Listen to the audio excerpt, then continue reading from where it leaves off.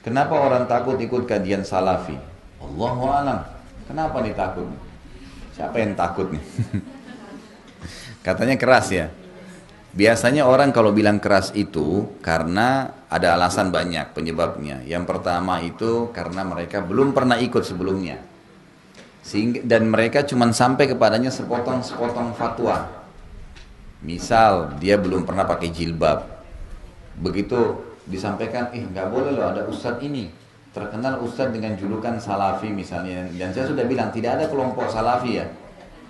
Saya sudah bilang berapa kali. Orang-orang teman-teman kita yang berdakwah mengikuti sunnah Nabi sering mengatakan kaum salaf, kaum salaf. Ya, kaum salaf maksudnya orang-orang terdahulu nih. Jadi sahabat, tabiin itu maksudnya, gitu kan? Tapi divonislah ini kelompok salafi. Biasanya teman-teman yang mengikuti sunnah Nabi ini kalau haram haram, halal halal, nggak ada toleransi. Memang begitu supaya jelas. Soalnya kalau kita masih toleransi, dibungkus-bungkus, dikemas, nanti orang masih setengah-setengah. Emang haram ya haram. Ustadz hukumnya riba gimana? Haram, nggak boleh. Terus bagaimana jalan keluarnya? Ya usahakan untuk keluar. Dikasih tahu. Nggak mungkin karena saya kerja di bank Ustadz, kira-kira saya masih bisa nggak kerja dulu beberapa waktu sampai nanti saya dapat kerjaan yang lain.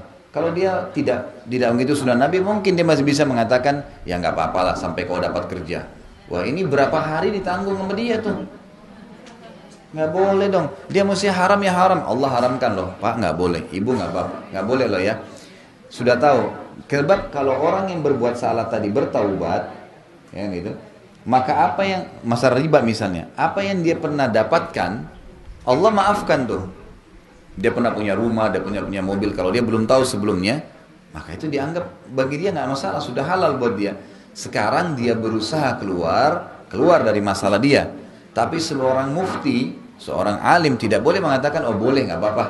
Nah ini boleh nggak apa-apa nih, jadi masalah. Nah ini poin pertama, penyebab pertama. Biasanya karena mereka belum menjalankan perintah agama, kemudian sampai kepada mereka fatwa, sesuatu yang sepotong saja berhubungan dengan pelanggaran yang dia lakukan. Masalah tidak pakai jilbab, oh itu berarti berdosa, nanti begini-begini. Dia cuma tangkap itu saja, dia tidak lihat globalnya, gitu kan. Jadi ini saran saya tentunya harusnya mereka hadir, mereka dengar. Satu kali pengajian, dua kali pengajian, lihat materi yang berbeda, maka mereka akan dapat jawabannya insya Allah, gitu kan. Alasan yang lain, emang dasarnya ada juga orang yang maunya itu ilmu agama semua gampang-gampang saja, gitu kan. Nah ini yang berbahaya nih. Jadi dia suka kalau datang pengajian itu ustadznya ceramah 15 menit ceramah, sisanya dongeng, tawa-ketawa, gitu kan. Ya ini ustadznya lucu nih, hadir. Biar 2 jam tapi 1,5 jam lucu-lucuan, setengah jamnya yang ceramah gitu.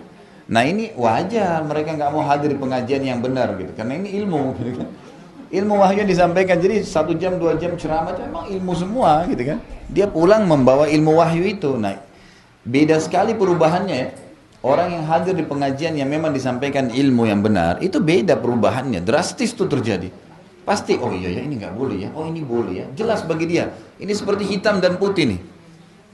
Yang mana nih? Hitam salah, ini gelap, ini putih, jelas. Jadi dia berubah. Jangan heran orang hidup pengajian sunnah itu tiba-tiba berubah drastis bawaannya, cara bicaranya, tiba-tiba dia tinggalkan semua yang salah karena jelas bagi dia ini nggak boleh.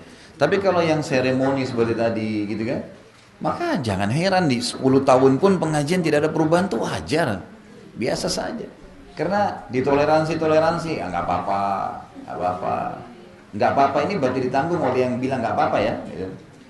Jadi mungkin seperti itulah yang saya tangkap, Allahu a'lam.